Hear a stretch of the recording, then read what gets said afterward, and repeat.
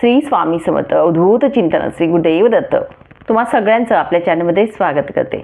तर आजचा खूप महत्त्वाचा असा विषय होणार आहे आणि तो म्हणजेच काय, आपल्या देवतांना, आपल्या दैवतांना, आपले कुलदेवी असू द्या, आपले गुरु असू द्या, आपले इष्टदैवत असू द्या, यांना आपण जो नैवेद्य ठेवत असतो आणि नैवेद्य ठेवत असताना जो काही नैवेद्य असतो तो जर चुकीच्या पद्धतीने ठेवला गेला किंवा चुकीच्या पद्धतीने आपण दाखवला तो नैवेद्य, त्याचे वाईट परिणाम आपल्याला भोगायला मिळत असतात, त्याचे उलटे परिणाम आपल्या घरामध्ये घडत असतात आणि या गोष्टी चुकीच्या केल्याने आपली प्रगती न होता अधोगती होत असते। म्हणून या गोष्टी करत असताना आपण कोणत्या गोष्टी पालन कराव्या। साखर जर आपण ठेवत असतो तर साखर ठेवत असताना सुद्धा आपण या चुका करायच्या नाहीत।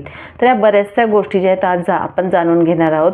आणि बघा, आपण नैवेद्य ठेवत असताना ते आपले स्वामी समर्थ महाराज असू द्यात किंवा कोणतेही देवता असू द्यात, त्यांना नियम हे सारखेच असतात, हे लक्षात घ्या। आधी महाराज म्हटलं म्हणजे आपले गुरु जरी असले पण आपले दत्त महाराजांचे आपले अवतार म्हणजे श्री स्वामी समर्थ महाराज आहेत, म्हणून देवता आहेत आणि देवतांचा अपमान तिथे होत असतो आणि या चुका घडल्याने आपल्याला वाईट परिणाम आपल्याला बघायला मिळत असतात। म्हणून या चुका ज्या सांगणार आहेत त्या नक्कीच आपण करायच्या नाहीत। आता बघा, आपण जी पूजा, आराधना, उपासना करत असतो, या उपासनेमध्ये मुख्य भाग जर म्हटला गेला तर नैवेद्य सुद्धा येत असतो।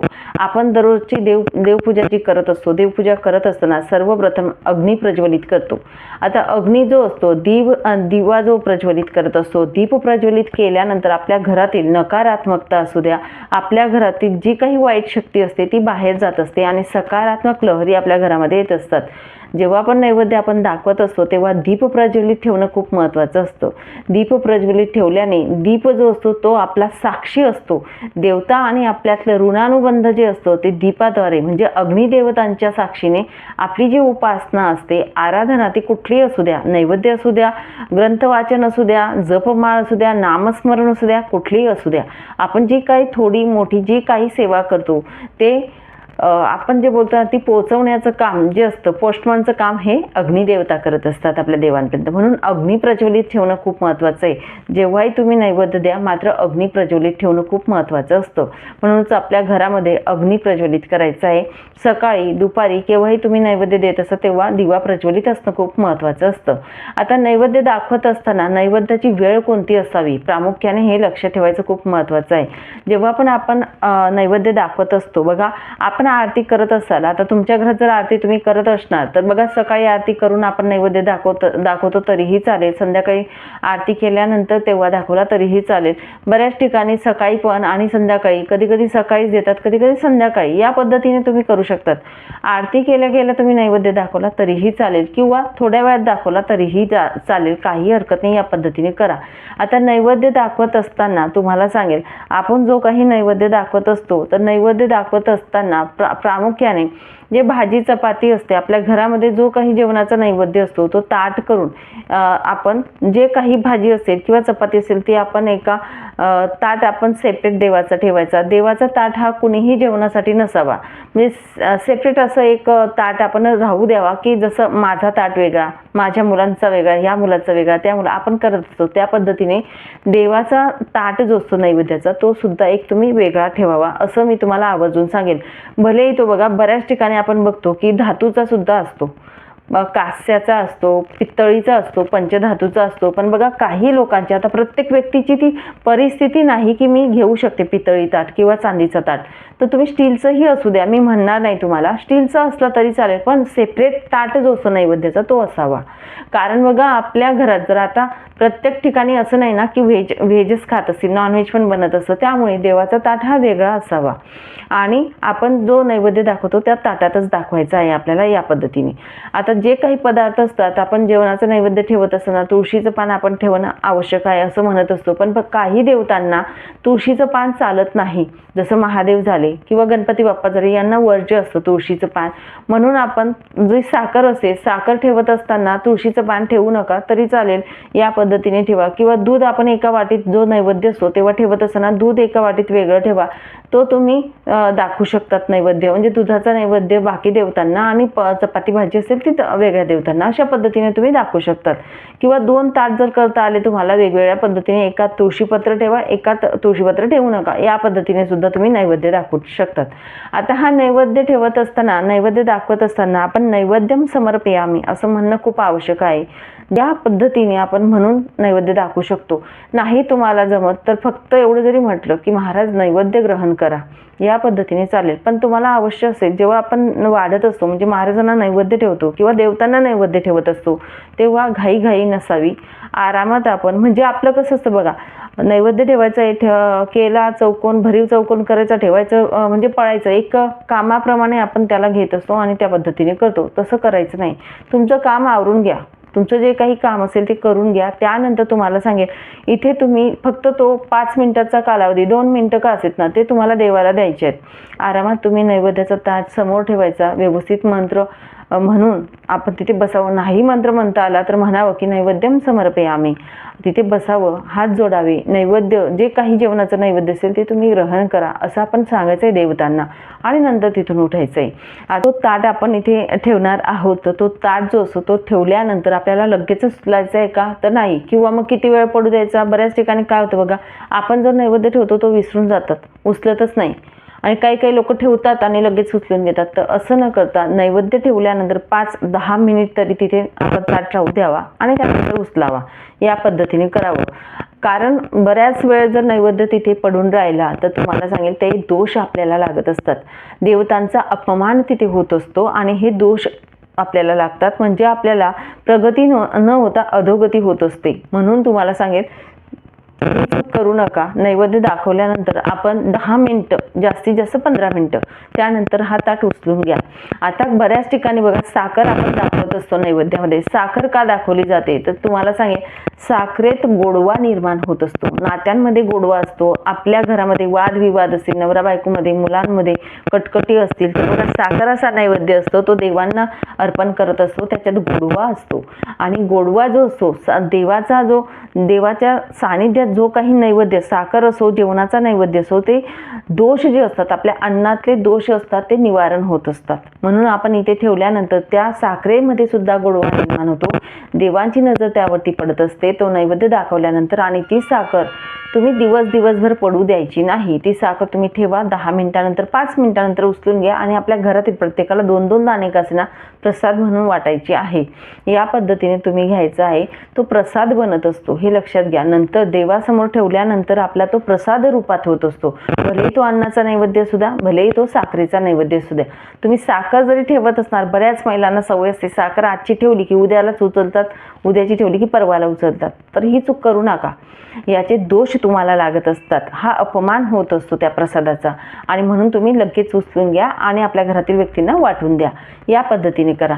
भाजी चपातीचा नैवेद्य जो असतो ते अन्नपूर्णा मातेचं स्वरूप असतं. आपल्या अन्नामध्ये जे दोष असतात ते निवारण्यासाठी बघा, आपल्या घरामध्ये आपण अन्न आणतो, ते शिजवतो, पण ते शिजवल्यानंतर त्याच्यात आपण शिजवत असताना आपण नामस्मरणच करतो का, नाही ना. तर ते अन्न जे असतं ते तीर्थ किंवा प्रसादांमध्ये प्रसाद म्हणून होण्यासाठी आपल्याला जो नैवेद्य आपण ठेवलेला असतो तो भाजीत आपण टाकायचा आहे.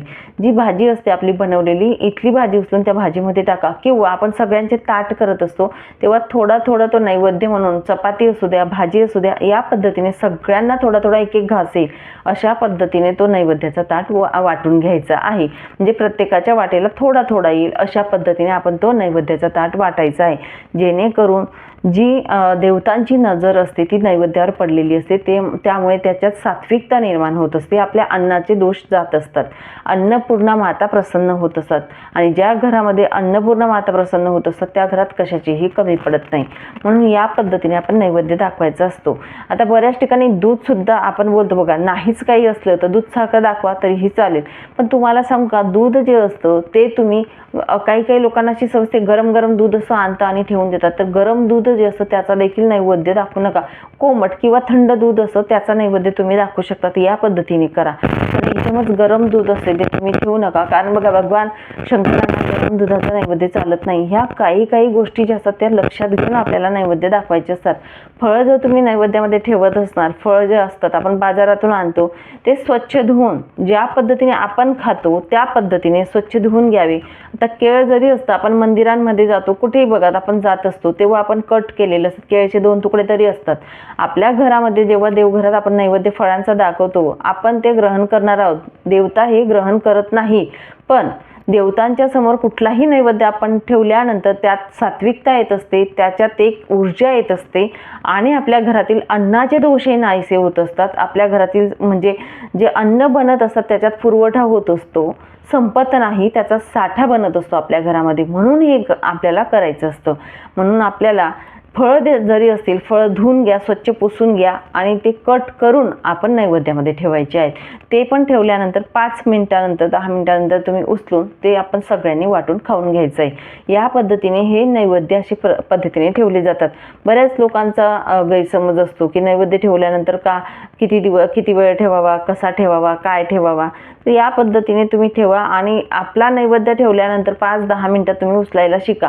नैवेद्य ठेवत असताना सुद्धा शांत, घरात एकीकडे भांडण चालू आहे किंवा आपण बडबडत आहोत, कोणाला तरी रागवत आहोत मुलांना आणि तशा पद्धतीने आपण इथे नैवेद्य ठेवत आहोत, हे चुकीचं आहे. किंवा आपल्या घरामध्ये सुद्धा भांडण तिकडे चालू आहे कोणाचं तरी आणि आपण नैवेद्य ठेवत आहोत, हे सुद्धा चुकीचं आहे. त्याचे दोष लागत असतात. कधीही शांततेत बघा, कुणीही आपल्या घरामध्ये आपण आपल्या परीने विचार करायचं की आपण जर कोणाचं भांडण चालू आहे आणि आपल्याला जेवण जाईल का, त्या पद्धतीने. महाराजांना आपण जेवायला ताट वाढत आहोत आणि कोणीतरी भांडण करत आहे, तिकडे महाराज जेवतील का, हे लक्षात घेऊन आपण करायचे की आपल्याला दोष लागतील. त्यापेक्षा शांत मन ठेवून, एकदम निश्चिंत मन ठेवून महाराजांना आपण वाढायचं आहे. ज्या पद्धतीने महाराज जेवायला बसतायत असं आपण स्वतः गृहीत धरून आणि मग नैवेद्याचं ताट तिथे ठेवायचं आहे. भलेही महाराज असो, तुमचे इष्टदैवत असो, तुमचे कुलदैवत असोत, जे काही तुम्ही देवतांना मानत असतात, या पद्धतीने आपल्याला नैवेद्य ठेवायचा आहे आणि तो उचलून घ्यायचा आहे. या पद्धतीने करा, नाहीतर आपल्याला भरपूर जास्त प्रमाणात दोष लागत असतात. अन्नाद्वारे लागलेले दोष हे चांगले नसतात, त्याने पितृदोष देखील लागत असतात, बरेचसे दोष लागतात. आणि कधीतरी मी तुम्हाला सांगेल, एक उपाय अजून सांगेल की जो नैवेद्य आपण इथे ठेवत असतो, एखाद्या दिवशी तुम्ही हा जो नैवेद्य असतो, तुम्हाला शक्य झालं आठवड्यात एकदा, महिन्यात एकदा का असेना, गाईला एकदा नैवेद्य खाऊ घालायचं आहे, अशी मान्यता असते. बघा, हिंदू धर्मामध्ये गाईच्या पोटात बत्र देवतांचा वास असतो, तर एकाच नैवेद्याने आपल्या एवढ्या देवतांना जेवण देत असतो. म्हणून कधीतरी आपण जो नैवेद्य असतो, एक दिवस आपण गाईला खाऊ घालायचं आहे. तसंच त्या पद्धतीने आपल्या घरामध्ये रोजच्या रोज एक कावळ्याला चपाती छोटी का असेना ती द्यायचा प्रयत्न करा. कारण पित्र जिथे सुखी असतात, जे नैवेद्यावरून विषय निघाला म्हणून सांगते, पित्रांना सुद्धा आपण छोटीशी का असेना एक चाणकी आपण रोज द्यायची आहे पित्रांना. हे सुद्धा करून बघा, त्याचा सुद्धा चांगल्या पद्धतीने तुम्हाला रिझल्ट मिळेल. कारण पित्र सुखी असतील, आनंदी असतील, तर आपल्याला नक्कीच ते भरभरून आशीर्वाद देत असतात, आपल्याला कुठलेही दोष लागत नाही. आणि या पद्धतीने आपल्याला सेवा उपासना करायची आहे. नैवेद्य दाखवत असताना त्याचा वेळ काय असावा तर ते पण तुम्हाला सांगेल. तर नैवेद्य दाखवत असताना कधीही तुम्हाला सांगेल 12च्या आधी नैवेद्य दाखवा. तुम्ही 8ची आरती झाली तेव्हा दाखवा, 10ची आरती झाली, केव्हा आरती करतात तुमच्या वेळेनुसार तेव्हा आरती झाल्यानंतर दाखवा.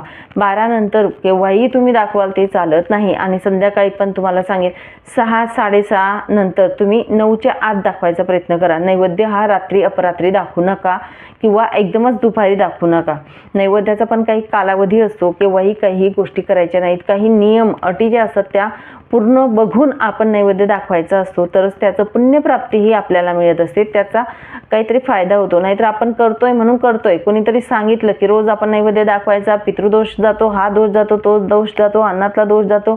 पण आपल्या ह्या काही चुका असतात, त्या चुका झाल्याने आपले जे दोष असतात ते वाढत जातात, प्रगती न होता अधोगतीला जात असतो.